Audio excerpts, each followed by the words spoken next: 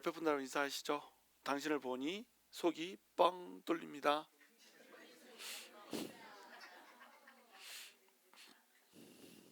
속이 꽉 막히십니까? 다시 한번 인사하시죠. 하나님이 뻥 뚫어 주실 것입니다.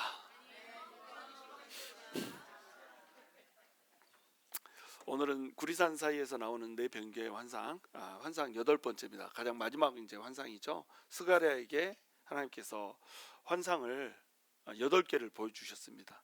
그 8개의 환상이 서로 짝을 이룬다고 그랬죠. 1번하고 8번, 2번하고 7번, 그 다음에 3번하고 6번, 4번하고 5번 이렇게 해서 짝을 이루어서 이렇게 가고 있습니다. 그리고 그 구조가 어떻게 된다고 그랬죠? 모래시계의 구조라고 그랬죠. 저 크신 하나님이 쭉 좁혀서 우리 속에 들어오시고, 우리 속에 들어오신 하나님이 쫙 높여서 세상 가운데로 나가시고, 이런 구조로 돼 있다고 그랬어요. 그러니까 누가복음 사도행전을 합한 구조하고 똑같은 구조로 돼 있다고 그랬죠. 우리 하나님은요, 우리 속에 들어오시기를 원하십니다. 우리가 이 우주 만물의 전체를 놓고 보면 우리 아무것도 아닌 존재잖아요. 먼지 같은 존재입니다. 이 먼지 같은 존재고 실제로 우리가 먼지로 만들어졌습니다. 그런데 먼지로 만들어진 우리 속으로 우리 하나님이 들어오기를 원하신단 말이에요. 그래서 우리가 스가랴에서 공부하면서 계속 배웠지만, 하나님께서는 우리를 뭘로 여긴다고요? 하나님의 눈동자로 여긴다고 그랬잖아요. 이게 떨어져가지고 보기 안 좋게. 하나님이 우리를 하나님의 눈동자로 여기십니다. 근데 그 눈동자는 우리 몸에서 외부로 드러난 것 중에 가장 소중한 존재란 말이죠. 그리고 또 하나님 우리를 뭘로 여기신다고요? 보배로 여기십니다. 이사야서에 보시면은 하나님의 눈에 보기에 우리는 보배다 이렇게 말씀하셨습니다. 우리가 그렇게 존귀한 자예요. 그 보배라고 하는 것을 히브리어 원어로 뭐라고 한다고 그랬죠? 새로 시작하는데 세굴라라고 합니다. 세큘라한 우리를 하나님이 세굴라로 여기십니다. 세굴라가 보배 이런 뜻이거든요. 근데 하나님 눈에 보기에만 보배였어. 보배라고 만들어 놓고 야 너네 내 보배다 이러는데 보배처럼 살았어요? 못 살았어요?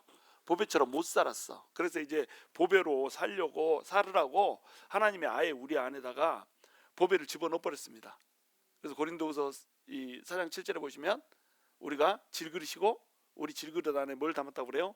보배를 담았다고 합니다. 이 보배가 성령님이시잖아요. 성령님 우리 안에 담아놔 버렸습니다. 그러니까 진짜 이제 우리는 하나님 눈에 보기에 하나님이 콩깍지가 껴가지고 우리를 보배로 보셨다면, 지금은 이제 어때요? 하나님이 우리 안에 들어와 버렸으니까 진짜 보배가 돼버린 겁니다. 얼마나 우리가 존귀한 존재인지 몰라요. 근데 우리가 이 정체성을 모르고 살거든요. 우리가 주님의 보배를 담고 있는 존재라는 걸 모릅니다. 하나님의 성령이 우리 안에 거하신다라고 하는 사실을 모르고요, 우리가 하나님의 성령을 담고 있는 성전이라고 하는 사실을 모르고 살아요. 그냥 맨날 세상에 치이고 살고, 조그만 힘든 일이 있으면 그냥 다크서클 여기까지 팬더처럼 내려와서 그렇게 살아가고 있는 우리를 발견하잖아요. 근데 그럴 때 하나님께 모든 것을 딱 맡겨드려 버리면 하나님께서 우리를 보배로 생각하시기 때문에, 그리고 하나님 앞에 진짜 우리가 보배이기 때문에 하나님께서는 우리의 일을 책임진다는 겁니다. 그리고 우리의 일을 책임지시면서 하나님께서 하나님의 일도 아니고 내 일인데 하나님이 속이 야 시원하다야 이렇게 한다는 거예요. 오늘 내용이 바로 이제 그런 내용입니다. 자, 1절 한번 같이 읽을게요. 시작.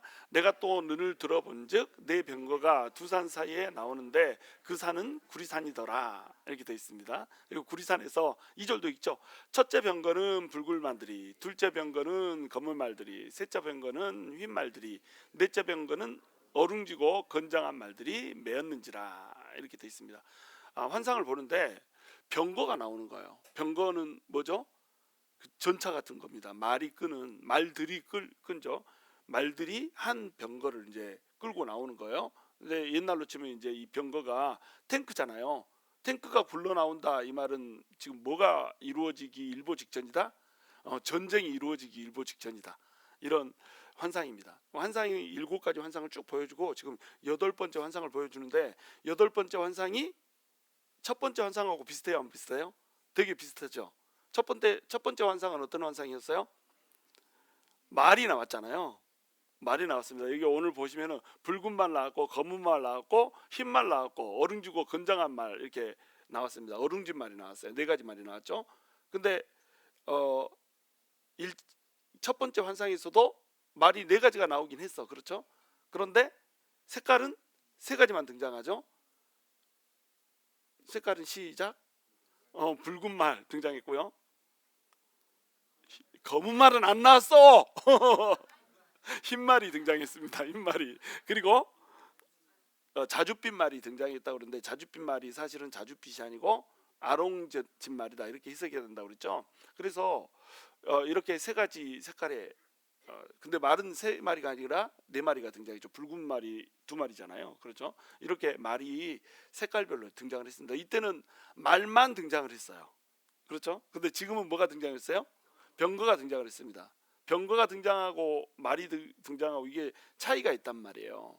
병거가 등장하지 않고 제2일 환상에서 말만 등장한 건 뭐냐면 지금 이 시점은 전쟁의 시점이 아니라는 겁니다. 평화의 시점이라는 거예요. 그리고 말이 이제 등장했다 이 말은 어떤 말입니까? 이제 전쟁의 시점이 왔다라고 하는 겁니다. 하나님의 그 심판의 때가 왔다라고 하는 거예요. 자, 그런데 첫 번째 환상 때는 어디서 이렇게 말이 등장을 했어요? 화석류에서 등장을 했죠. 화석류가 머틀이라고 그랬죠. 그 머틀이 의미하는 게 뭐라고 그랬어요? 평화라고 그랬죠. 근데 밤의 환상을 봤다고 그랬어요. 그래서 그때 시점이 이스라엘 백성이 아직 영적으로 어떤 때다? 아직도 어두운 밤인가 부어 이런다고 그랬죠. 어두운 밤이었어. 그리고 또 어디에서 나타났어요? 기드론 골짜기에서 나타났습니다. 골짜기에서 나타났어. 그러니까 그들의 상태가 어떻다는 거예요? 골짜기 상태란 말이에요. 그런데 그 기드론 골짜기가 상징하는 게 있습니다. 그게 뭐냐면 심판이에요. 심판. 내가 이제 곧 심판할 거야. 그런데 아직은 아니야. 그 말들이 눈이 막 달려가지고 어떻게 합니까? 세상을 막 돌아다니잖아요. 말 네 마리가 세상을 두루 돌아다닙니다. 그리고 보고를 하는데 뭐라고 보고해요? 아직 평화롭습니다. 이렇게 보고한단 말이에요. 평화롭다는 게 좋은 소리예요? 나쁜 소리예요? 안 좋은 소리라고 그랬습니다. 왜냐하면 지금 우리가 어두운 밤이란 말이에요. 바벨론한테 압제를 당하고 있는 상태인데 평화가 계속 유지가 되고 있어. 그러면 우리는 계속 어때요? 압제를 당해야 돼. 그러니까 지금 압제를 당하고 있는 거, 지금 안 좋은 상황이 해결이 되려면 어떻게 해야 돼요? 세상이 한번 뒤집어져야 된단 말이지. 한번 전쟁이 나야 된단 말이지. 그렇죠? 그래서 언제 전쟁을 일으킬지 내가 반드시 보고 때가 되면 전쟁을 일으켜 줄 거야 라고 환상 1번에서 얘기를 한 겁니다. 이거 못 쓰겠는데요? 환상 1번에서 얘기를 한 거예요. 요걸로 할게요.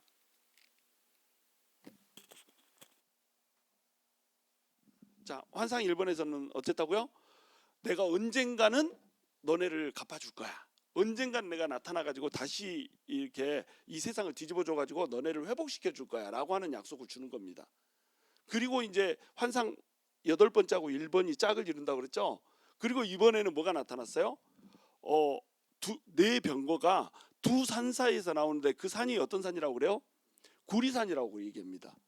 구리산이라고 그러니까 여러분 저기 경기도 구리시에 있는 산이라고 생각하면 안 돼요.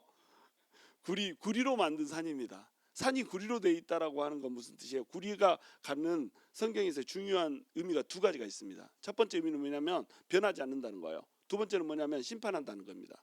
그러니까 하나님께서 한 번 너희에게 평화를 주겠다고 약속했지. 이 열방의 평화고 너희에게는 평화가 아닌 그 평화가 이제 너희의 평화로 바뀌고 너희의 번영으로 바뀔 거야 라고 내가 약속했지. 그 약속한 말이 변해요 안 변해요? 절대 안 변한다는 겁니다. 그러니까 언젠가는 하나님이 말씀했으니까 언젠가는 이루어진다라고 하는 거예요. 여러분이 지금 힘들어서 버거워 죽겠고 살기 귀찮아 죽겠고 하루에도 몇 번씩 죽고 싶고 하는 그 상황들이 하나님께서 너희를 고아처럼 내버려 두지 않겠다. 그리고 너희를 내가 보배처럼 여긴다. 내가 너희를 존귀하게 여긴다. 내가 너희를 세상 끝날까지 함께 해주겠다라고 약속을 했으면 그 약속은 하나님이 구리산 사이에서 나오시는 분이시기, 이 구리산 사이에서 이 천사들을 보내주시는 분이시기 때문에 변함없이 그 약속을 반드시 이행한다 안 한다? 이행한다는 겁니다. 첫 번째는 그거예요. 두 번째는 뭐냐면 하나님의 백성들을 괴롭혔던 악한 세력들을 반드시 심판하겠다는 겁니다. 그래야지 세상이 뒤집어질 거 아니에요. 세상이 뒤집어지고 하나님의 세큘라가 아니라 세굴라들, 하나님의 보배들은 진짜로 보배로운 백성들답게 아름답게 살 거 아니에요. 그래서 내가 뒤집어 주겠다는 겁니다.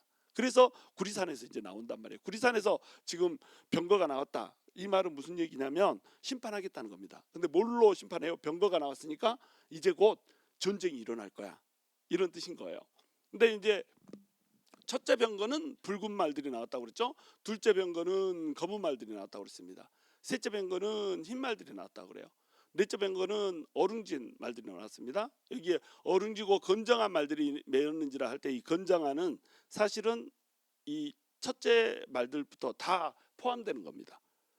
그 건장한이 어디에 걸리냐면 붉은 말부터 걸려요. 그러니까 지금 병거를 끌고 온 말들이 전부 다 어떤 말들이다? 굉장히 건장한 말들이다. 건장한 말들이니까 심판을 하기에 충분한 힘이 있어요, 없어요? 힘이 있어. 전쟁을 하기에 충분한 힘이 있어요, 없어요? 힘이 있어. 하나님께서 너희를 구원하여 주기 위해서 이 세상을 한번 뒤집어 엎을 힘이 있어요, 없어요? 힘이 있다는 겁니다. 자, 그래가지고 첫째 병거는 붉은 말들이 있는데 붉은 말이 뜻하는 건 뭐예요? 요한계시록에서도 이런 색깔의 말들이 등장합니다. 요한계시록에 어디에 말이 등장해요? 아직 제가 요한계시록을 안 해줘가지고 요한계시록에도 네 가지 색깔의 말들이 등장합니다. 어디에 등장하냐면 요한계시록 6장에 등장을 합니다. 요한 그 계시록 1장부터 3장까지 어떤 일이 벌어진다고 그랬어요? 이 7개의 교회에 편지를 한다고 그랬잖아요. 7개의 편지를 하는데 편지의 내용이 다 뭐예요? 너네는 이 환난과 핍박 속에서도 엄청 힘들고 괴롭다고 할지라도 너네가 신앙의 절개를 잘 지켜야 된다. 그래서 칭찬받는 이런 두 교회처럼 그렇게 칭찬받는 교회로 다들 서야 된다. 뭐 이런 말들을 해주는 거예요. 그리고 나머지 교회들은 어땠습니까? 두 교회는 칭찬을 하나도 못 받았어. 그렇죠? 그리고 셋 나머지 세 교회는 칭찬도 받고 또 책망도 받고 막 이렇게 했단 말이에요. 근데 공통점이 하나 있어요. 공통점이 뭡니까? 무지하게들 고생하고 산다는 거였어요. 너무너무 힘들게 살고 있는데 그 힘들게 사는 것 중에 믿음의 절개를 지키는 사람들은 칭찬을 받았던 거고, 힘들게 사는 것 가운데 믿음의 절개를 지키지 못했다는 사람들은 책망을 받았다는 거예요. 그러니까 공통점은 뭐예요? 인생은 나그네 길. 그래서 인생은 나그네 길, 어디에서 왔다가 어디로 가는지 몰라. 너무 힘들어. 그렇죠? 난 어디? 여긴 누구? 막 이렇게 하면서 너무너무 힘들어요. 일부러 바꿔서 말한 거예요. 이 인생이 너무 힘드니까 그것도 헷갈려. 그 정도로 인생은 쉽지가 않습니다. 그러니까 요한이 어떻게 했다고요? 인생이 왜 이렇게 쉽지가 않습니까? 하나님의 백성들이 어느 때까지 이렇게 고생을 해야 되겠습니까? 라고 이제 울부짖었단 말이죠. 그러니까 4장에서 어떻게 했다고요? 하나님께서 야 올라와라 이렇게 했단 말입니다. 그래가지고 이 사도 요한이 천상으로 올라갔단 말이에요. 그 영이 올라간 겁니다. 천상으로 딱 올라가서 보니까는 하나님께서 두루마리를 가지고 이 두루마리 속에 모든 것이 기록되어 있다는 거예요. 이 두루마리가 풀려야지 이제 마지막 때가 와가지고 이 세상을 다 정리하고 하나님을 믿었던 하나님의 보배들이 이제 행복하게 산다는 겁니다. 그러면 이 인을 누군가가 풀어줘야 될 거 아니에요. 근데 인을 뜯을 사람이 없어. 하나님이 봉해놨으니까. 그래가지고 요한이 어떻게 한다고 그랬죠? 어마어마하게 크게 막 울었습니다. 이걸 누가 뜯어줘야 되는데 뭐 뜯을 사람이 없어요. 막 이렇게 하면서 막 울었어요. 그랬더니 이 사종로 중에 한 명이 걱정하지 말아라. 유다 지파의 사자가 이걸 풀어줄 거야. 이렇게 했습니다. 그리고 나서 사자가 나올 줄 알았는데 뭐가 나왔더라고요? 어린 양이 나와버렸습니다. 근데 어떤 어린 양? 오래전에 죽은 것 같은 어린 양이 나와버렸습니다. 그러니까 사자였는데 나를 위해서 양이 돼가지고 죽어주신 그 사랑의 예수님이 나와가지고 내가 풀어줄게 해가지고 이걸 인봉을 풀어준다고 나선 거예요. 그게 몇 장 얘기라고요? 그게 5장 얘기입니다. 4장에서는 보좌가 보였고요. 두루마리가 있었고요.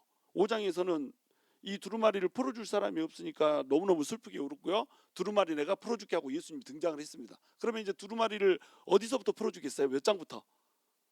5장에 예수님이 나타나가지고 내가 풀어줄게 했으니까 몇 장부터 두루마리를 풀어주면 되겠어요? 6장부터 내가 풀어줄게 해놓고 한 21장 가가지고 풀어주고 이러면 안 되잖아요. 풀어줄게 했으면 지금 당장 풀어주는 게 우리 예수님이라니까요. 우리 주님이 내가 해줄게 했으면 지금 당장 해준다니까요. 그래가지고 예수님이 인을 떼줍니다. 인을 떼주니까 첫 번째 인을 뗐을 때 나온 말이 있어요. 그 말이 어떤 말입니까? 흰색 말이 나옵니다. 두 번째 말을 떼니까 무슨 붉은 말이 나오고, 세 번째 말을 떼니까는 검은 말이 나오고, 네 번째 인을 떼니까는 뭐가 나와요? 청황색 말이 나옵니다. 자, 그러면 붉은 말이 상징하는 건 뭐예요? 전쟁을 상징한다고요. 붉은색이니까 피잖아요. 이제 곧 전쟁이 있을 거라는 거다. 어떤 전쟁이 있을 거라는 거요? 의인들을 살리고 악인들을 심판할 전쟁이 있을 거라는 겁니다. 내가 사랑하는 자들을 위해서, 내 사랑하는 자들을 괴롭혔던 자들을 심판할 전쟁이 이제 일어난다는 겁니다. 자, 요한이 울며 불며 인을 떼달라고 할 만하죠. 여러분, 오늘 또 여러분 울며 불며 하나님한테 인을 떼달라고 하시기 바랍니다. 그 인이 떼지는 순간에 내 고통스럽게 했던 대적들에 대한 하나님의 심판이 시작되는 거예요. 그 인이 풀어지면서 붉은 말이 나옵니다. 붉은 말이 전쟁을 상징하는 겁니다. 피를 흘리는 거니까. 두 번째 나왔던 말이 뭐라고요? 첫 번째 말이 이제 백마였죠. 요한계시록에서는 백마가 나왔습니다. 여기서는 붉은 말이지만 백마가 상징하는 건 뭐예요? 백마가 상징하는 건 승리입니다. 승리. 백마가 나와서 백마 탄 자가 이기려고 애를 쓰더라, 막 이렇게 나옵니다. 그러니까 백마는 정복이에요. 와가지고 이기고 승리하고 이렇게 합니다. 백마 탄 자가 와서 승리하고 이기고 하는 이런 일들을 우리한테 해준단 말이에요. 그리고 이제 전쟁이 일어나고 전쟁의 그 피를 막 악인들이 흘리게 되고, 그 다음에 뭐가 나옵니까? 검은 말이 나와요. 검은 말이 뜻하는 건 뭡니까? 기근입니다. 기근. 이게 그 저울을 달았다고 그러죠. 저울을 왜 달고 있냐면 곡식을 달아가지고 이거 한 대에 저기 2,000냥이요 막 이렇게 한다는 거예요. 어마어마하게 비싸게 막 받아봅니다. 곡식이 없어? 기근이요. 굶어 죽는 막 이런 일들이 벌어지는 거예요. 그리고 여기 그 다음 네 번째 말이 뭐라고요? 청황색 말입니다. 청황색 말은 아롱다롱 얼룩졌단 말이에요. 청색인 것처럼 황색인 것처럼. 오늘은 어룽진 말 이렇게 했으니까 이것은 하얀 바탕에 어떤 갈색 같은 게 어룽더룽 이렇게 생긴 말이에요. 공통점은 어떤 거요? 어룽이라는 겁니다. 아롱이 다롱이라는 겁니다. 그 얼룩무늬라는 거예요. 얼룩무늬의 뜻은 뭐냐면 질병입니다. 질병이 걸리면 얼굴 색깔이 다 똑같지 않잖아요. 여기는 빨갛고 여기는 검맣고 막 이렇게 되잖아요. 그러니까 질병이 생겨가지고 이 땅에 대한 심판이 이루어질 거다, 이렇게 얘기하는 겁니다. 그리고 다섯 번째 인을 딱 뗍니다. 다섯 번째 인을 떼니까 뭐가 났어요? 또 무슨 말이 나올 것 같죠? 말은 네 마리만 나와. 말이 안 나오고 뭐가 나왔냐면 다섯 번째 인을 뗄 때에 믿는 성도들이 나왔습니다. 괴롭힘 당했던 성도들이 나와가지고 우리를 탄원해 주십시오, 우리를 괴롭혔던 악한 자들을 심판해 주십시오, 이러고 심판하는 소리가 들립니다. 그 소리를 누가 들으세요? 우리 하나님이 들어주시고, 그래, 그동안 너무 억울했지, 그동안 너무 힘들었지, 내가 이제 너네 문제 다 해결해 줄 거야, 이렇게 하는 게 요한계시록이니까요. 근데 스가랴서에서 뭐가 나와요? 지금 오늘 보니까 붉은 말들, 검은 말들, 흰 말들, 어룽진 말들이 이렇게 나온단 말이에요. 요한계시록 제가 얘기할 때 요한계시록의 80% 이상이 구약에서 따왔다고 그랬죠. 자, 그러면 요한계시록 6장은 어디서 따온 걸까요? 스가랴에서 따온 겁니다. 물론 스가랴를 베낀 게 아니고 요한이 그대로 본 것을 얘기했지만, 스가랴한테 이미 한번 보여준 것을 요한한테 또 보여준 겁니다. 그러니까 스가랴한테 재방송이요? 스가랴한테 한번 보여준 것, 이것이 요한계시록에서 말하고자 하는 내용을 스가랴한테도 이미 얘기해 줬단 말이에요. 구약에서 이미 묵시문학 속에서 얘기해 주고 요한계시록에서 얘기를 해준 겁니다. 다니엘서도 우리가 다니엘 강해 때 얘기했잖아요. 이 세상이 결국에는 금머리 있고 은 몸뚱아리 있고 동 이렇게 허리 있고 밑에 철이 있고 그 밑에 그 발가락이 철과 흙으로 막 섞여 있고 이래가지고, 금은 어디를 상징한다고요? 바벨론. 그다음에 은은 페르시아. 그리고 동은 헬라. 철은 로마. 그리고 로마 시대가 끝나고 나면 그렇게 큰 제국은 이제 안 생겨. 그냥 엄지발가락 같이 큰 나라도 있고, 새끼 발가락처럼 조그만 나라도 있고, 새끼 발가락 발톱처럼 더 조그만 나라도 있고, 이렇게 한다는 거예요. 요즘 날에 엄지발가락에 해당되는 게 뭐 미국 정도 되겠죠. 그래도 종아리 많은 만큼 두껍지는 않잖아요. 그러니까 이 모든 제국들이 시대별로 다 있을 거라는 거야. 근데 이 신상을 누가 무너뜨려요? 뜬 돌이 무너뜨리잖아요. 뜬 돌이 누구예요? 예수님 산에서 뜨인 돌이 내려오더니 그 돌이 쳐버린 겁니다. 돌이 히브리어로 뭐라고요? 에벤이 에벤. 근데 애를 빼면은 벤이요. 벤이 뭐예요? 뜻이 돌 돌이 아니고 벤은 아들이지. 에벤이 돌이고 하나님께서 언어 플레이를 한 겁니다. 언어 플레이를. 그러니까 돌로 쳐서 신상이 무너지게 하면서 하나님의 아들이 쳐서 이 세상을 결국 무너뜨릴 거다. 이 세상을 무너뜨리면 그러면 이 왕국은 이제 누구의 왕국이 되는 거예요? 그 쳐서 무너뜨리는 아들의 왕국이 되는 겁니다. 예수 그리스도의 왕국이 되는 거예요. 장차 예수 그리스도가 이 땅을 다스리는 왕국을 딱 세워버린다. 그러면 우리는 뭐가 되는 거예요? 우리는 예수님한테 붙어 있잖아요. 예수님의 우리가 세굴라다. 예수님의 보배다. 예수님의 뭐다? 눈동자다. 그럼 우리는 뭐가 되는 거야? 왕후가 된다니까요. 예수님이 왕이 되면 우리는 왕후가 되는 겁니다. 자연스럽게 왕후가 되는 거예요. 얼마나 영광스러워요? 그렇게 된다라고 하는 이야기를 다니엘서도 해줘 놓고 오늘 또 이제 또 얘기를 해주는 겁니다. 첫째 병거는 붉은 말들이 나와가지고 붉은 말들이 상징하는 게 뭐라고요? 전쟁을 상징한다니까요. 이제 전쟁이 일어날 거야. 전쟁이 일어나는데 누구만 죽는 전쟁이에요? 하나님의 보배를 괴롭혔던 자들만 죽는 전쟁입니다. 하나님의 보배는 죽어요, 안 죽어요? 안 죽습니다. 누가 전쟁 일으켜놓고 그 막대한 힘을 가진 분이 자기 사랑하는 자를 죽여요. 그래 하나님의 사랑받는 자들이 이때까지는 고통받았는데 일단 붉은 말이 떠버렸다. 그러면은 이제 더 이상 고통은 받지 않는다. 끝이 된다라고 하는 겁니다. 그리고 두 번째 병거에 뭐가 있어요? 검은 말들이 병거를 끌고 있어요. 검은 말들은 뭘 상징한다고요? 기근. 이제 막 외웠어요. 검은 말들이 기근을 상징합니다. 셋째 병거는 흰 말들이에요. 흰 말들은 뭘 상징한다고요? 정복, 승리 이걸 상징합니다. 누구의 정복? 예수님의 정복. 예수를 믿지 않는 사람들 입장에서는 예수의 대적 입장에서는 패배 이거예요. 그래서 어떤 사람들은 이것이 그 거짓 선지자들에 대한 속임수, 미혹 이렇게도 풀기도 합니다. 그러니까 긍정적으로 보면 당연하죠. 긍정적으로 보면 예수님의 승리고요. 부정적으로 보면 거짓 선지자나 악한 영들이나 이쪽에 속해 있던 것들의 패배니까 그들에게는 우리가 미혹된다, 속았다 이렇게 되는 거예요. 그러니까 뭐 어떤 사람은 긍정적으로 해석하고 어떤 사람은 부정적으로 해석하는데 왜 그거 가지고 긍정적으로 해석할지 부정적으로 해석할지 싸우는지 모르겠어요. 그냥 우리 편에서는 긍정적인 거고 저들 편에서는 부정적인 거고 그런 거예요. 제 말이 틀리나요? 그런 겁니다. 그리고 넷째 병거는 뭐라고요? 어룽졌다니까요. 어룽졌으니까 이거는 뭘 상징한다고요? 질병이 올 것이다. 전쟁으로 해가지고 안 되는 것들은 기근으로 해가지고 굶겨서 죽여버릴 거고 굶겨서 죽이는 것으로 안 되는 것들은 병을 일으켜가지고 전염병으로 죽여버리고 하여튼간 하나님의 백성들을 괴롭히는 대적들을 반드시 하나님께서 몰아내시고 승리를 줄 것이다 라고 하는 약속을 뭘로 준단 말이에요? 요 흰 말들로 준단 말이에요. 이 병거들로 준단 말이에요. 색깔이 있는 병거들로. 그런데 이 병거들이 어디서 나온다고요? 두 산 사이에서 나온다는 겁니다. 이 두 산도 의견이 막 분분합니다. 어떤 사람은 이제 그 감남산하고 시온산 사이 그 사이에서 나온다. 감남산하고 시온산 사이에 뭐가 있어요? 기드론 골짜기가 있죠. 근데 첫 번째 환상에서 그 화석류 사이에서 골짜기에 나타난 그 우리 예수님이 붉은 말을 타고 나타나잖아요. 그때 어디서 나타나요? 기드론 골짜기에서 나타나잖아요. 기드론 골짜기가 무슨 뜻이라고요? 심판을 상징한다니까요. 곧 이 세상을 끝내고 이 세상을 심판할 거야 이러고 거기에 나타나 버린 겁니다. 그리고 우리 예수님께서 이 땅을 심판하시기 위해서 오실 때 그때는 시온산에 서게 돼 있어요. 그래서 기드론 골짜기를 딱 걸리면서 말을 타고 오시는 것처럼 병거를 타고 오시는 것처럼 이렇게 와가지고 세상을 심판한단 말이에요.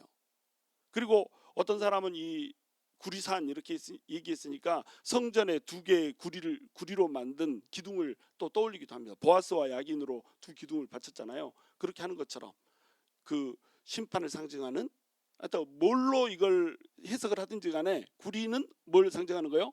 심판을 상징하는 겁니다. 그리고 변함없음을 상징하는 거예요. 산도 뭐예요? 산도 변함이 없습니다. 산은 그 한국에 딱 돌아가 보면 산을 이렇게 터널을 뚫지만 않았으면 어때요? 그 산은 거기에 또 있잖아. 금강산 찾아가자 12,000봉. 10년 후에 금강산 찾아가면 12,000봉이요, 12,003봉이요? 1만 2천 봉이지 그대로 있는 거예요. 산은 물론 이 세상은 없어지지만 사람의 유한성에 비하면 산은 변함이 없다. 이렇게 변함없는 하나님의 약속, 그 약속대로 하나님께서 반드시 백성들을 구하시고 백성들을 괴롭히던 대적들은 물리치신다. 이 얘기를 해주고 있는 겁니다. 자, 4절 함께 읽습니다. 시작. 내가 내게 말하는 천사에게 물어 이르되 내 주여 이것들이 무엇이니까 하니 뭔지 몰라가지고 스가랴가 물어봤습니다. 저는 이제 미리 설명을 해드린 거예요. 궁금할까봐. 궁금하면 500원 뭐 이럴 수도 있는데 제가 여러분에게 미리 설명을 해드렸습니다. 자, 5절 함께 있습니다. 시작. 천사가 대답하여 이르되 이는 하늘의 네 바람인데 온 세상의 주 앞에 서 있다가 나가는 것이라 하더라. 이렇게 얘기합니다. 하늘의 네 바람이라고 얘기합니다. 하늘의 네 바람이다. 이 말은 사실은 네 영이다. 이렇게 해석을 해야 됩니다. 바람이 뭐죠? 히브리어로? 응? 바람이 히브리어로?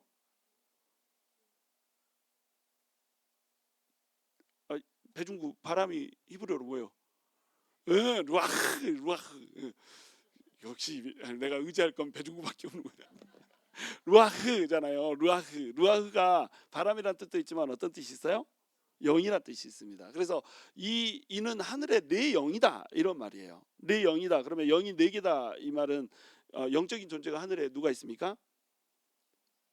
하나님하고 천사가 있잖아요. 근데 하나님이었으면 내 영이라고 안 하겠죠. 하나님의 영은 하나밖에 없으니까. 내 영이다 이 말은 이것이 누구의 영이라는 거예요? 천사의 영이라는 겁니다. 그러니까 지금 말의 모습을 하고 나타났지만 이것들은 누구를 상징한다는 거예요? 천사들을 상징한다는 거예요. 그러니까 천사 4명이 동서남북을 그냥 휘돌면서 이 세상을 다 심판할 거다 이렇게 얘기하는 거예요. 이게 요한계시록에도 나옵니다. 이 네 영이 요한복음 어디에 나올까요? 6장까지 우리가 인을 열었으니까 7장에 나옵니다. 7장 1절에 보시면은 요한계시록 7장 1절에 보시면은 4명의 천사가 동서남북 4기둥에 세상의 4기둥에 서 있습니다. 그래가지고 이 천사들이 이번에는 바람을 부는 게 아니라 바람을 막습니다.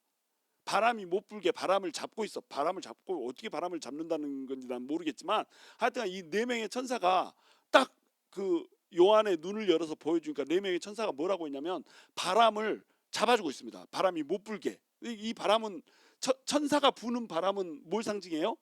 방금 우리 했잖아. 내 병거가 돌아다니면 뭘 상징한다고요? 전쟁, 죽음, 기근, 이 심판을 상징한다니까요. 근데 이 바람이 세상으로 이제 불려고 막 하고 있습니다. 천사가 이걸 놔버리면 부는 거예요. 내 영이 부는 바람.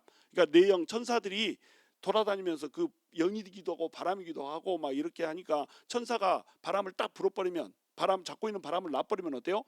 심판이 딱 이루어져 버린다니까요. 지금은 막 마음대로 바람을 불고 있습니다. 그런데 요한계시록 7장 1절에서는 어땠다고요? 내 기둥에서 바람을 잡고 있다니까요. 바람아 멈추어 다오 이렇게 하고 잡고 있어요. 언제 놀 건데 그러니까 난 몰라 이렇게 하면서 바람아 멈추어 다오 노래 아세요? 이거 아는 분들이 또 있어서 말이 통해. 내 기둥에서 이걸 바람을 잡고 있어요. 왜 바람을 잡고 있는 걸까요? 그렇지. 하나님의 백성이 아직 인이 안 쳐진 겁니다. 하나님의 백성이라고 이미 꽂아놓은 사람들이 있는데 여러 하나님의 백성들이 다 인이 쳐져가지고 바람이 불어도 얘는 살아. 바람이 불어도 이 심판이 막 불어닥쳐도 하나님의 백성은 안 죽습니다. 근데 하나님의 백성이 선택이 되었는데 택정된 그 하나님의 백성이 살려면 반드시 뭐가 있어야 돼요? 인이 박아져 있어야 됩니다. 인이라는 게 도장이 찍어져 있어야 됩니다. 근데 도장이 안 찍어진 것들이 있어. 어쩌다 보니까 아직 제때 안 믿어가지고. 그러면 어떻게 해줘야 돼요? 이것들이 인을 받을 때까지 택정된 자들이 전부 다 구원을 받을 때까지 아직 심판이 임하면 안 되는 거예요. 그래서 4명의 천사가 세상 양 4기둥에서 이거 잡고 있는 겁니다. 절대 바람 불면 안 돼. 내 백성은 내가 지킬 거야. 내 여자는 내가 지켜. 이러면서 이거 바람을 잡고 있다니까요. 이것이 우리를 향한 하나님의 사랑이심을 아시기 바랍니다. 여러분, 우리 하나님께서요 바람을 잡고 계시는 분이심을 아시기 바랍니다. 우리 하나님이 바람을 잡고 있기 때문에 나만 안 다치는 게 아니라 내 주변에 다른 사람들도 안 다치는 거예요. 예수 믿지 않는 사람들도 이 세상 잘 살아가고 있잖아요. 바람 불면 끝입니다. 그런데 왜 바람이 안 분다고요? 혹시 택정받은 우리가 바람에 휩쓸릴까 봐 바람 안 분다니까요. 그러니까 야 너 바람 안 부는 거 나 때문이다. 야 우리가 이렇게 얘기해도 된다니까요. 하나님이 우리를 그렇게 사랑하십니다. 그래서 바람결에 우리가 날아가지 않도록 바람을 견딜 수 있는 힘이 되지 않는 한은 그 바람을 붙잡아 주세요. 붙들어 주십니다. 그런 분이 우리 하나님인데, 자 여기서는 어떻게 한다고요? 하늘에 네 바람이 온 세상의 주 앞에 서 있다가 나가는 것이라. 지금 나가버리잖아요 바람이. 왜요? 때가 심판의 때요. 지금은 이제 심판을 해야 되는 거예요. 그러니까 나가는 겁니다. 그래서 6절 함께 읽습니다. 시작. 검은 말은 북쪽 땅으로 나가고 흰 말은 그 뒤를 따르고 어릉진 말은 남쪽 땅으로 나가고. 자 북쪽 땅으로 나가면 어디로 간다는 얘기일까요? 이게 이스라엘을 괴롭혔던 대적들은 대부분 북쪽에 있었습니다. 자 아수르 북쪽에 있었죠. 바벨론은 동쪽에 있죠. 동쪽에 있는데 바벨론으로 가려면 어디로 일단 가야 됩니까? 북쪽으로 일단 갑니다. 이쪽으로 바로 못 가. 여기 사막길이야. 그러니까 바벨론으로 가려고 해도 무조건 어디로 가야 돼요? 북쪽으로 가야 됩니다. 그리고 페르시아도 어때요? 저기 더 동쪽에 있어. 페르시아도 근데 어떻게 한다고요? 북쪽으로 일단 갔다가, 그냥 동북쪽이야. 북쪽으로 일단 갔다가 동쪽으로 빠져야 되는 거예요. 헬라가 어디 있어요? 마게도냐 저 북쪽에 있지. 북서쪽에 있잖아요. 근데 더 북서쪽에 있는 나라가 있죠. 어디예요? 로마. 로마도 북서쪽에 있죠. 웬만한 것들은 다 북쪽에 있네. 이것들이 어떻게 했어요? 하나님의 백성들을 괴롭혀서 무지하게 괴롭혔다. 네 개의 뿔을 네 명의 대장장이가 나타나가지고 이 뿔을 꺾어버리잖아요. 그 꺾는 이유가 뭐였어요? 나는 내 백성들이 잘못하고 범죄했으니까 조금 화내가지고 조금 분노를 해가지고 혼을 내주려고 너네를 매로 삼았는데 이 매들이 어떻게 해버렸어요? 겁나게 분노를 해가지고 겁나게 혼을 내버렸습니다. 아주 허벌나게 혼을 내버렸습니다. 그러니까 하나님이 그 매들을 가지고 성질을 내버렸어요. 매들을 꺾어버렸잖아요. 지금 매를 꺾겠다는 겁니다. 그리고 남쪽으로는 뭐가 간다고 그래요? 어른집 말이 간다고 그래요. 남쪽 땅은 뭐가 있습니까? 애굽이 있습니다. 남쪽으로 간다. 애굽이 그렇게 또 이스라엘 백성들을 괴롭혔단 말이에요. 그러니까 지금까지 너네를 괴롭혔던 민족들을 내가 다 심판할 거야 이러고 심판의 때가 왔으니까 출정을 하는 겁니다. 바람을 잡고 있던 것들을 지금 이제 놔버리는 거예요. 그러니까 이 세상이 이제 심판에 휩싸이게 되겠죠. 그렇죠? 자, 이렇게 해가지고 심판이 임한단 말이에요. 그 심판이 임하는 걸 보면 1장에서도 그렇고, 아니 환상 1번에서도 그렇고 환상 8번에서 그렇고 이미 일어난 일들에 대한 얘기를 하는 것 같죠. 그렇죠? 자, 화석류 그 사이에서 나타난 예수님이 나타났을 때 평안하다고 그러잖아요. 그러니까 어느 때까지 하나님의 백성들이 이렇게 고통을 당해야 되겠습니까? 막 물어보잖아요. 그러니까 내가 반드시 이걸 놔줄 거야 막 이렇게 하잖아요. 그 놔준다는 게 바벨론에서 놔준다는 거잖아요. 근데 이미 지금 이 스가랴는 바벨론에서 왔어요, 안 왔어요? 이미 돌아왔습니다. 그리고 성전을 세우려고 돌아오자마자 시작했다가 몇 년이 흘려버렸어요? 16년이 흘려버렸어요. 16년 전 얘기를 지금 하고 있는 거예요. 16년보다 더 오래전 얘기를 하고 있는 겁니다. 아직 페르시아한테 안 망했다. 그 일을 보여주는 거예요. 그 일을. 그 다음에 죄를 지은 사람을 에바에다 넣어가지고 어디로 데려갑니까? 바벨론으로 데려갑니다. 그것도 뭘 얘기하는 거예요? 너네 죄 지어가지고 바벨론으로 간 거다. 이렇게 얘기하는 겁니다. 그리고 오늘 또 어때요? 바벨론 심판하겠다는 거예요. 북방으로 가가지고 괴롭혔던 이 바벨론 심판하겠다는 겁니다. 그러니까 이미 일어난 일에 대해서 얘기하고 있는 것 같아요. 그렇게 우리가 느끼는 이유는 뭘까요? 이것이 재탕이다. 이거 이대로 똑같이 일어날 거야. 소돔과 고모라 불에 의해서 심판당했죠? 그렇죠? 소돔과 고모라가 불에 의해서 심판당했는데 그것을 보면서 우리는 옛날에 일어난 일 이렇게 생각하면 돼요, 안 돼요? 안 됩니다. 다시 일어날 일인 거예요. 그러니까 이 예언의 두 가지 차원이 있다고 그랬죠. 이중 예언, 삼중 예언 이런다고 그랬습니다. 그래서 산을 세 개를 합쳐놓은 것 같다고 그랬죠. 당장 일어날 예언, 그 다음에 일어날 예언, 그 후에 진짜로 예수님이 마지막 때에 왔을 때 이 예언, 이렇게 예언은 여러 가지 국면이 있단 말이에요. 그러니까 지금 이 말을 해주고 있는 이 때는 뭘 얘기하고 있는 거예요? 지금 이미 페르시아에 의해서 바벨론 망하고 아수르 망하고 애굽 망하고 다 이것이 현실화가 돼버렸습니다. 그 얘기를 그대로 해주고 있는 거예요. 그런데 나중에 예수님이 재림하실 때에 이 일이 똑같이 일어난다 안 일어난다? 똑같이 일어난다는 겁니다. 그런데 여러분, 예수님이 재림하기 이전에도 각자의 일들에 대해서, 각자의 사건들에 대해서 이런 일들이 반복해서 일어납니다. 작은 규모의 징계와 구원이 반복해서 일어난단 말이에요. 우리 삶 속에서 그게 일어납니다. 뭐 어떤 사건이 있다. 그럼 이 어떤 사건 속에서 너무너무 힘들잖아요. 힘들면 하나님한테 우리가 울부짖고 기도하잖아요. 어느 때까지 우리가 이렇게 살아야 되겠습니까? 이렇게 기도하잖아요. 그러면 하나님이 우리한테 음성을 들려주잖아요. 스가랴에서 나온 요 말씀대로 내가 해줄게 이러잖아요. 그러면 주님이 재림하실 때에 그 일이 해결된다는 거예요? 아니면은 주님이 재림하시기 이전에 그 일이 해결된다는 거예요? 주님이 재림하기 전에도 이 일이 해결된다는 겁니다. 그러니까 하나님께서는 어떤 걸 보여주시냐면 내가 내 백성을 위해서 싸우겠다라고 하는 것을 보여주신 거예요. 마지막 날에 결국에는 이 예수 그리스도의 그 구원이 완성되는 날에 이것이 그대로 이루어지겠지만 그 전에도 예수 그리스도를 붙들고 있고 예수 그리스도를 나의 진정한 구주로 모시고 있는 사람, 그래서 예수 그리스도의 보배가 되어버린 사람, 그래서 예수 그리스도의 영을 내 속에 보배로 모시고 있는 사람, 이 사람한테는 이런 일들이 주님 오시는 그날까지 계속 반복적으로 일어나게 해주겠다라고 하는 얘기를 하는 거예요. 그러니까 우리가 예수 그리스도를 붙들어야 되는 겁니다.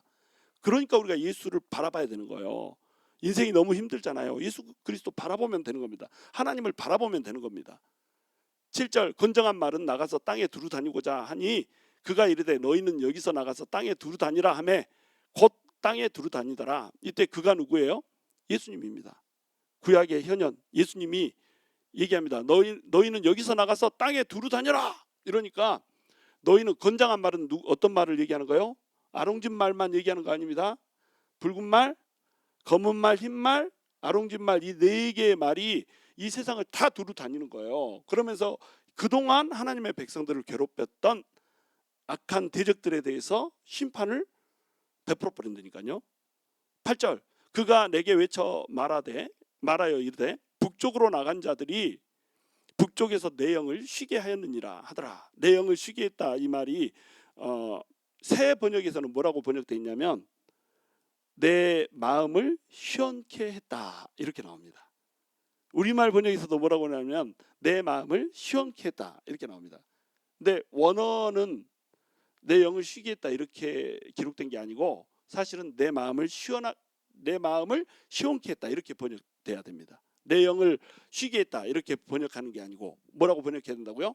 내 마음을 시원하게 했다 이렇게 번역해야 된다는 거예요. 근데 왜 마음이 시원해졌어요? 하나님이 시원하다 이렇게 얘기합니다. 왜 시원하다고 얘기했어요? 북쪽으로 이 말들이 나간 거예요. 근데 북쪽에서 누가 괴롭혔다고요? 바벨론이 괴롭혔고요. 아수르가 괴롭혔다니까요. 아수르가 북이스라엘을 BC 722년에 완전히 멸망을 시켜버렸어요. 초토화를 시켜버렸습니다. 그래가지고 사람들을 잡아가가지고 여기저기 막 섞어버렸어요. 그리고 다른 나라 사람들을 유다에 오게 해가지고 막 사람들을 섞어버렸습니다. 하나님의 백성의 순수성을 깨뜨려버렸어요. 하나님이 화가 나요 안 나요?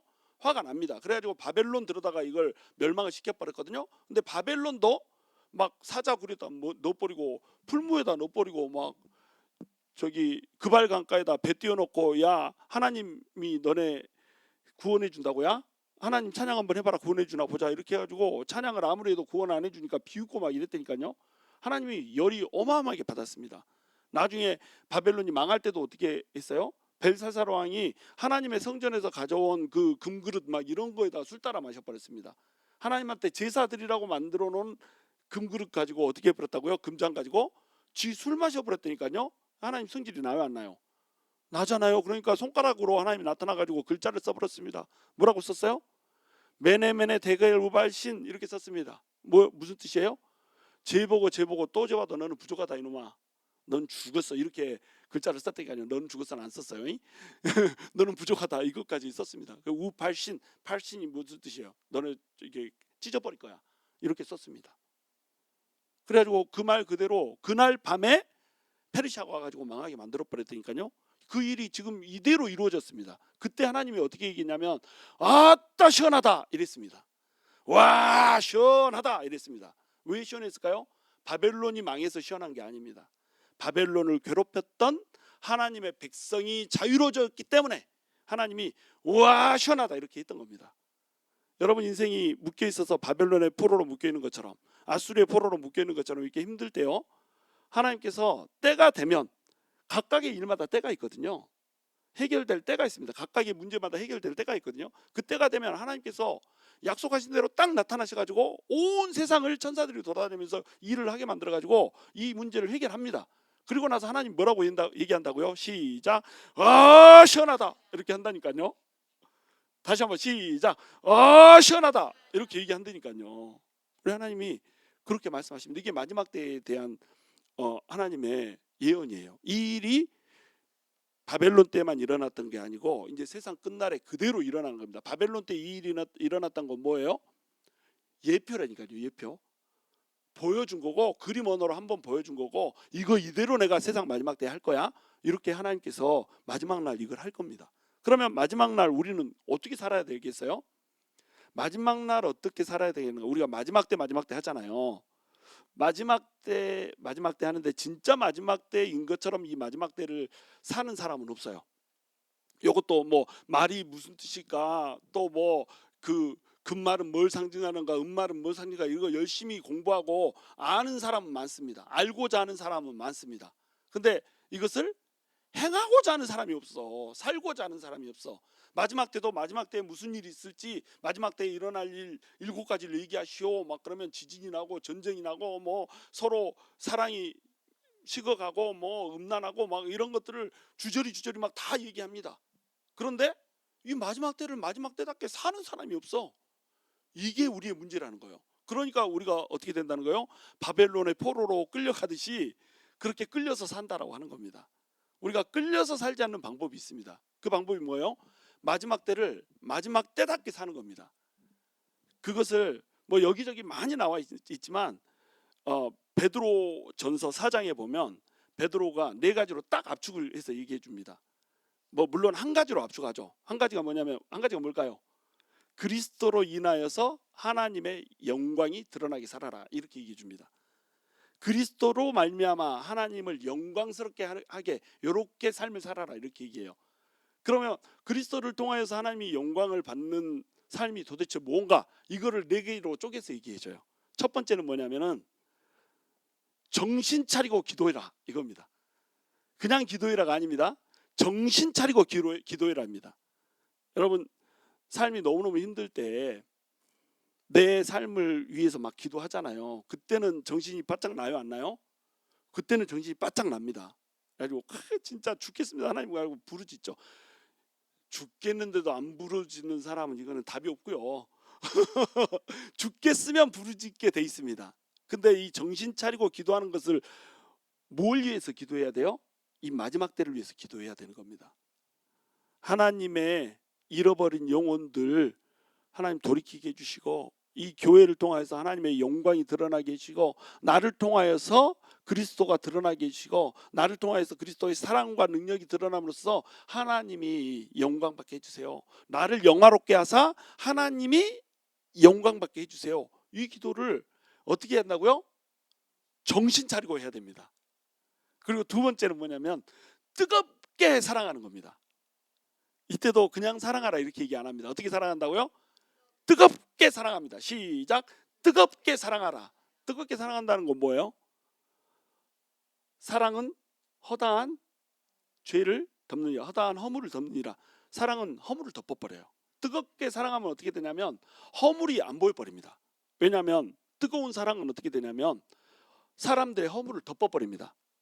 내가 예수 잘 믿는다고 하는 사람인데 뭐 기도도 나 많이 하고 음성도 듣고 막 이런데, 근데 교회만 오면은 저 사람 이 일이 잘못이고 저 사람은 이 일이 잘못이고, 야 찬양팀은 이것이 문제고 뭐 저기 예배팀은 이것이 문제고 아이고 전도팀은 이것이 문제고 뭐시 하는 것이 없네 막 이렇게 하면서 사람들의 흠집이 막 보이잖아요. 내가 100% 장담합니다. 그 사람은 사랑이 없는 사람입니다. 이거는 100% 장담할 수 있어요. 동의하지 않으세요? 남의 꼬투리가 보이는 사람은요, 사랑이 뭔지를 모르는 사람입니다. 그래서 그 사람의 주제가가 있죠. 아직은 사랑을 몰라. 사랑을 몰라. 사랑이 뭔지 몰라. 근데 자기는 하나님을 너무 사랑한데, 하나님을 사랑하면 형제 자매를 어떻게 한다고요? 뜨겁게 사랑하게 돼 있습니다. 뜨겁게 사랑하면 어떻다고요? 허물이 안 보여버려요. 허물이 보이지 않을 정도로, 허물을 덮어버릴 정도로 뜨겁게 사랑하는 거, 이게 마지막 때를 살아가는 영성이라니까요.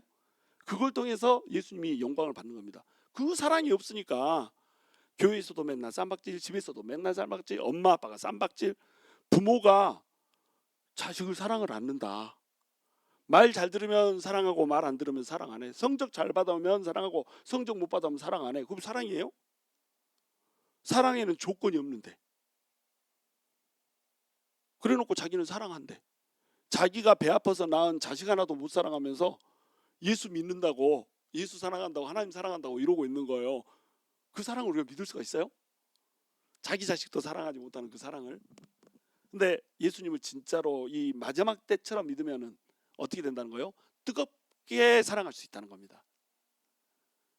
그 다음에 이 몇 번째죠? 세 번째가 뭐냐면은 손대접하란데, 어떻게 손대접하냐면 원망하지 말고 손대접하랍니다. 대접하기를 원망 없이 하라. 이렇게 여러분 대접을 해봤어요? 대접 받기만 좋아하지 대접은 잘 안 하나요? 대접 받기 좋아하는 사람 얘기하세요. 우리 교회에 대접 4박스 남아 있습니다. 대접 박스채로 다 줄 수 있어. 4박스. 한 박스에 50개 들어있는 거 4박스 있습니다. 200개 있어. 대접 받기 원하는 사람 말하세요. 대접 200개 줄 테니까. 대접하라고 얘기합니다. 서로를 대접하라. 그런데 뭐 없이 대접하라? 원망 없이. 대접하다 보면은 꼭 그런 사람이 있어. 가가지고 아따 음식이 조금 짜네요. 막 이런 사람이 있어. 아따 음식이 이렇게 가지 좀 많이 하지, 이게 한 가지 해가지고 이렇게 부르면 안 되지, 이런 사람이 있어. 그러면 어때요? 딱 부르기 싫어지지.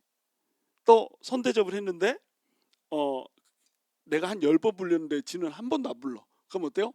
딱 부르기 싫어지지. 그런데 그럴 만한 이유가 있겠지. 그렇죠? 이때 당시는 손대접하는 것이 굉장히 중요했습니다. 왜냐하면 이게 그 삶의 터전을 잃어버리고 경제적인 막 이런 것도 전부 다 잃어버리고 이럴 때가 있고, 특별히 이제 전도자들은 전도를 하고 돌아다니면서 이 생계를 유지할 수 있는 그런 돈이 없습니다. 전도자니까. 그럼 그런 사람들 데려다 어떻게 했어야 돼요? 손대접을 했어야 됐다니까요. 손대접하면은 마음속으로 이런 생각 들 수 있잖아요. 쥐가 뭐 그래서 쥐가 벌면서 전도도 해야 되는 거 아닌가? 이런 생각이 들 수 있잖아요. 이걸 뭐라고 불러요? 원망이라고 부르는 겁니다. 그 원망이 없이 어떻게 하라? 서로 대접하라는 겁니다. 자, 네 번째는 은사로 섬기는 거예요. 근데 어떻게 섬기냐면 청지기처럼 섬기는 겁니다. 청지기처럼 섬긴다는 게 뭐예요? 그 일을 맡은 집사처럼 섬긴다는 거예요. 우리가 강아지, 고양이를 키워도 어떻게 합니까? 우리 강아지를 집에서 키우면 강아지가 왕이요. 강아지가 뭐 먹고 있는데 왁왁 하면 어때요? 뭐 줘야 돼. 강아지가 나 저기 식사하고 있는데 왁왁 하고 문 앞에 서 있으면 어떻게 돼야 돼요? 밥 먹던 거 내려놓고 오줌 넣기로 나가야 돼. 추워 죽겠는데 왜 이렇게 오줌은 안 싸? 그래서 한 5분 있어야지 막 싸고 들어온단 말이에요. 그러다 감기 걸려 불고. 그러면 강아지가 왕이요, 내가 왕이요? 강아지가 왕이라니까요. 고양이 키워도 그럽니다. 고양이 키워본 사람 있죠? 지가 왕이요. 그 강아지는 막 와서 꼬리나 치지, 고양이는 와가지고 그냥 한번 싹 살 비비고 가면은 굉장히 친한 척 하는 거잖아요. 아주 시크합니다. 그래놓고 또 밥 때되면 와서 밥 먹고 나면은 고맙다는 얘기도 안 하고 가불고. 고양이도 왜 고맙다는 얘기를 안 해? 같이 고신데. 누가 왕이야 도대체? 강아지 하나를 키워도요. 손 대접하는 것은 대접하는 것은 그렇게 쉽지가 않아요. 근데 강아지 개 키우는 사람한테 뭐라고 부릅니까? 그 사람 타이틀을 집사라고 부르잖아요. 집사라고 부르는 거 못 보셨어요? 강아지 키우는 사람을 집사라고 부릅니다. 강아지가 주인이고 사람이 키우는 사람이 집사라니까요. 그냥 하다 막 갖다 바쳐야 되니까 강아지 하나를 키워도 그렇게 키운다. 그런데 하나님의 소유된 백성이라면서요. 형제 자매라면서요. 서로 사랑하는 존재들이라면서요. 그러면 어떻게 해야 돼요? 청지기처럼 내가 집사처럼 꼭 사랑해줘야 되고 꼭 섬겨줘야 되는 사람인 것처럼 그렇게 섬겨주는 겁니다. 내 은사 가지고 자랑질하는 게 아니고 은사를 가지고 어떻게 한다고요? 청지기처럼 섬겨주는 거예요. 근데 믿음이 좀 없다 이런 사람들, 사랑이 좀 없다 이런 사람들은 은사를 가지고 어떻게 해요? 자랑을 해본다니까. 막 무슨 영분별의 은사 있다 그러면 막 그거 자랑하려고 보이지도 않는 거 보인다고 막 그래 불고, 은사 이게 영분별의 은사가 있어가지고 영이 막 보이고 그러면 그거를 말해야 돼요, 안 해야 돼요? 절대 말 안 해야 됩니다.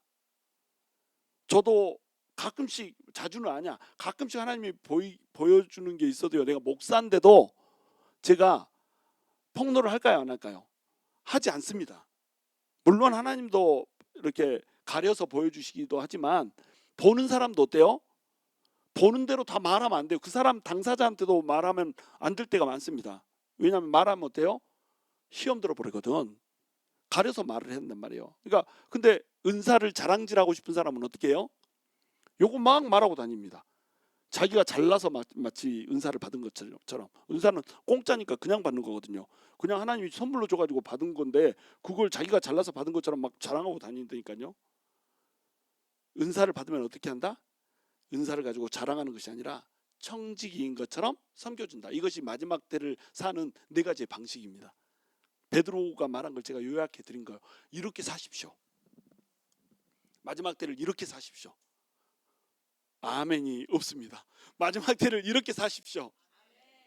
어떻게 산다? 첫 번째, 정신 차리고 기도해라. 두 번째, 뜨겁게 사랑해라. 세 번째, 원망 없이 서로 대접해라. 네 번째, 청지기처럼 죽도록 섬겨라. 이렇게 마지막 때를 사십시오. 그러면은 우리 일들 있잖아요. 우리가 기도 안 해도 하나님이 바람을 부십니다. 동서남북 사방에 있는 내 영을, 바람을 잡고 있는 그 영을 놓아서 릴리즈 해가지고 바람을 불게 하십니다. 그래서 바람을 불게 해가지고 어떻게 하신다고요?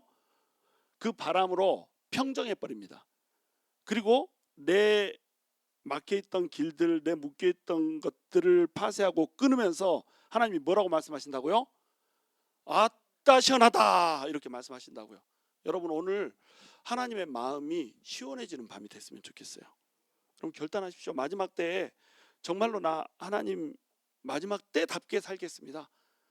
사랑하고 기도하며 그리고 손대접하며 서로 섬겨주며 이렇게 마지막 때인 것처럼 주님이 곧 내일 당장 오실 것처럼 이렇게 살겠습니다. 나 고민 없이 이렇게 살 테니까, 갈등 없이 이렇게 살 테니까 하나님께서 내일은 책임져 주셔가지고 바람이 불게 하소서. 바람에 불게 하셔서 그 바람이 나를 시원하게 할 뿐만 아니라 내가 시원하기 때문에 하나님도 같이 시원해지는 그런 밤이 오늘 되게 해주십시오. 여러분 이렇게 기도하시기 바랍니다. 하나님의 마음이 시원해지고 여러분도 같이 시원해지는 시원한 밤이 될 수 있게 되기를 주님의 이름으로 축원합니다.